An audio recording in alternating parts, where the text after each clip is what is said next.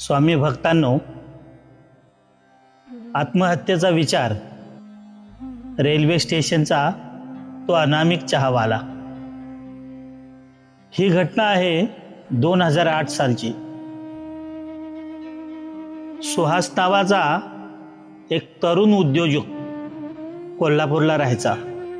सुहासचा कपड्यांचा व्यवसाय होता, पण भागीदारांनी फसवल्यामुळे त्याच्यावर 50 लाखांचे कर्ज झाले होते। सावकार दिवसभरात 10 वेळा घरी येऊन त्याला शिवीगाळ करत होता। त्याची इज्जत धुळीला मिळालेली होती। घरात पत्नी आणि 3 वर्षाची मुलगी होती, पण त्यांना खायला घालायला सुद्धा सुहासकडे पैसे उरले नव्हते। नैराश्याच्या गर्तेत सुहासने एक कठोर निर्णय घेतला, आत्महत्या। मध्यरात्रीचे स्टेशन आणि मृत्यूची वाट। रात्रीचे 2 वाजले होते। सुहास कोल्हापूर रेल्वे स्टेशनच्या एका सुनसान भागावर बसला होता। त्याच्या मनात विचार चालू झाले होते, मी गेल्यावर इन्शुरन्सचे पैसे मिळतील, त्याने सावकारांचे देणे फिटेल आणि माझी बायको पोरगी सुखाने जगतील। तो जीव देण्यासाठी महालक्ष्मी एक्सप्रेसची वाट बघत होता। स्टेशनवर कुणीच नव्हते, फक्त रातकिड्यांचा आवाज आणि सुहासच्या हृदयाचे ठोके। दूरवरून ट्रेनचा हॉर्न ऐकू आला। ट्रेनचा प्रखर प्रकाश दिसू लागला। सुहास उठला, त्याचे पाय लटपटत होते, पण त्याने मनाचा निश्चय केला होता। ट्रेन प्लॅटफॉर्मवर येण्याचा अगदी काही सेकंदाचा अवकाश होता। सुहास ट्रॅकवर उडी मारण्यासाठी कडावर उभा राहिला। त्या हाताची पकड आणि एक सनसनीत थोबाडे। तो उडी मारणार इतक्यात मागून कुणीतरी त्याच्या शर्टची कॉलर पकडून त्याला मागे खेचले आणि एक सनसनीत थोबाडीत मारली। चट्टाक असा आवाज आला। सुहास हमकून मागे पडला। त्याने वर बघितले। समोर एक वृद्ध चहावाला उभा होता। अंगात मळकट सदरा, डोक्यावर टोपी आणि हातात चहाची किटली। त्या म्हाताऱ्याच्या डोळ्यात इतका अंगार होता की सुहासला नजर मिळवण्याची हिंमतच झाली नाही। ते बाबा ओरडले, जीव द्यायला काय बापाची जहागिरी समजला का? आणि तू मेल्या त्या 3 वर्षाच्या पोरीचं काय होईल? तिला कोण सांभाळणार? भिकारी करशील तिला? सुहासला धक्काच बसला। या अनोळखी माणसाला माझ्या मुलीबद्दल कसं माहीत? सुहास रडू लागला, बाबा माझ्यावर 50 लाखांचे कर्ज आहे, मी जगूच शकत नाही, मरू दे मला। एक कप चहा आणि जगण्याचा मंत्र। त्या बाबांनी सुहासला उचलून बाकावर बसवले। आपल्या किटलीतून वाफाळलेला चहा एका काचेच्या ग्लासमध्ये ओतला आणि सुहासच्या हातात दिला। ते शांतपणे म्हणाले, हे घे चहा पी आणि ऐक, पळून जाणं सोपं असतं, लढणं कठीण असतं, पण जो लढतो त्याच्या पाठीशी त्याचा बाप उभा असतो।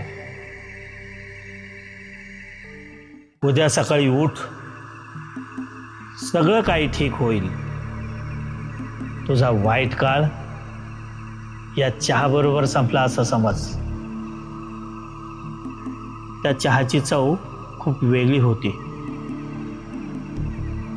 तो चहा पोटात जाताच सुहासच्या मनातील सगळी भीती, सगळं टेन्शन नाहीसं झालं. त्याला एक वेगळीच ऊर्जा मिळाली. त्याने बाबांकडे बघितले.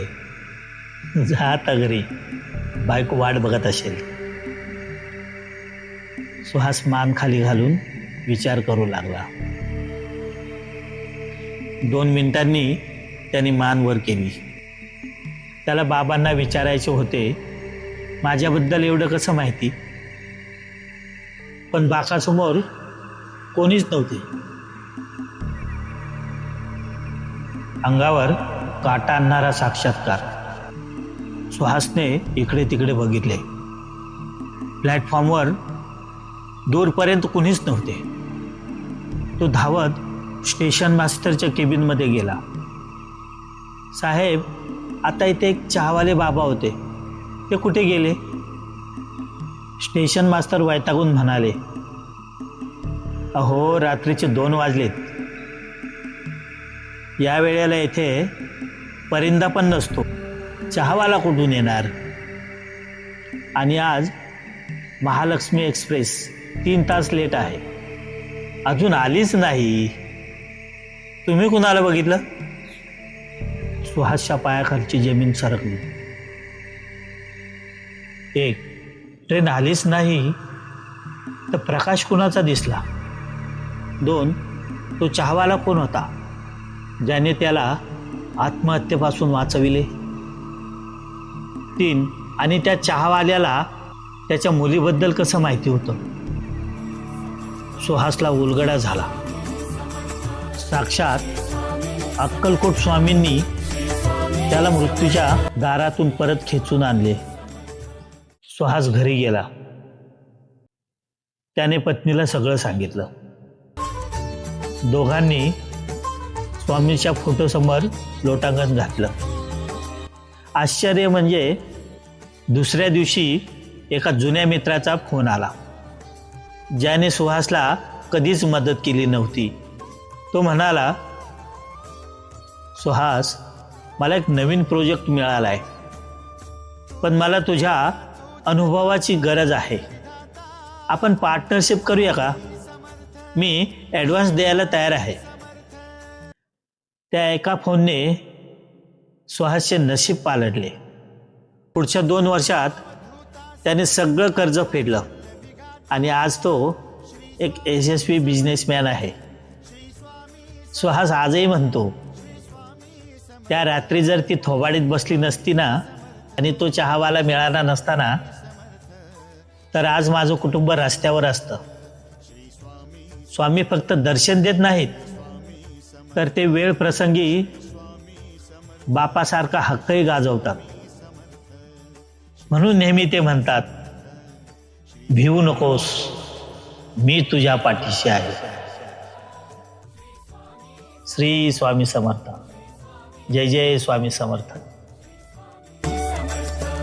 मित्रांनो, माझे व्हिडिओज जर तुम्हाला आवडत असतील तर कृपया करून माझ्या चॅनलला सबस्क्राईब करा, लाईक करा, शेअर करा आणि कमेंट करून सांगा.